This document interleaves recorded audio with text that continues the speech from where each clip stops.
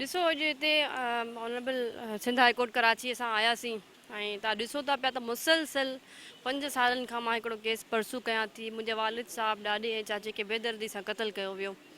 हाणे इहो आहे त हिकिड़ो वॾो सवाल या निशान आहे इहो असांजे अदालती निज़ाम ते बि, त हिकिड़ी न्याणी इंसाफ़ जी उमेदु रखी करे अचे थी, पर हिते इंसाफ़ मूंखे मिली न सघियो आहे।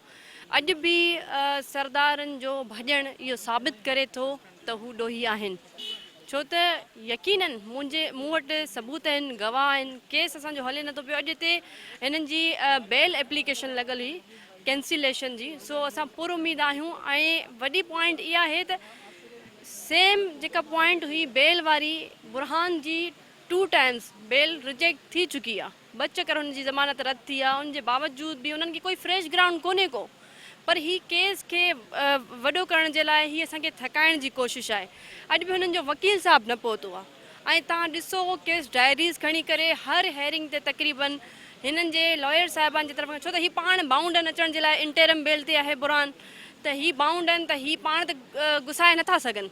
पर हिननि जा वकील साहिबान जेके आहिनि पर्सनल इवन ग्राउंड्स ते बि ही जेको एडजमेंट वठनि था पिया, त हिननि जो भॼण ई साबित करे चुको आहे त ही कातिल आहिनि, ही ॾोही आहिनि।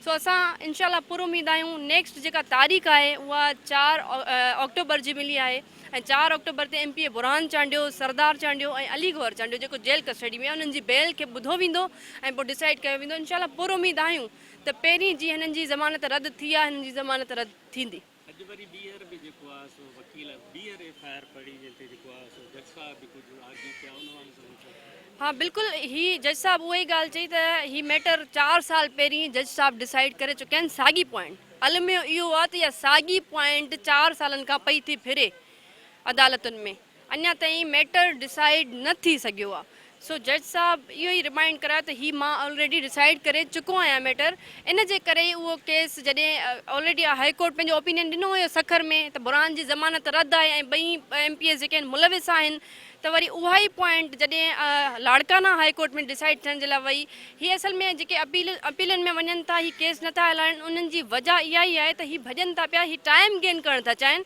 त जीअं हिननि खे सज़ा न लॻे। पर असां हिननि खे ॿुधाइणु चाहियूं था, चाहे केतिरो बि तव्हां टाइम वठो, इनशाला जेसिताईं तव्हांखे फांसी जे फंदे ताईं न पहुचाईंदासीं असां बि चुप करे न वेहंदासीं। 4 तारीख़ ते असांजी ॿुधणी थींदी, इनशाला 4 अक्टूबर ते असां प्रेज़ेंट हूंदासीं। ऐं हिननि अक्यूज़ जो मक़सदु इहो ई आहे त ही जीअं भॼी सघनि हिननि अदालतुनि मां। पर असां ॿुधाईंदासीं पाकिस्तान जो कानून अञा एतिरो कमज़ोर न आहे जो जागीरदार ऐं सरदार भॼी सघंदा। ही जेके भाॼो कड़ सरदार आहिनि उन्हनि खे असां वाज़े करणु चाहियूं था त असां तव्हांखे हितां भॼणु न ॾींदासीं।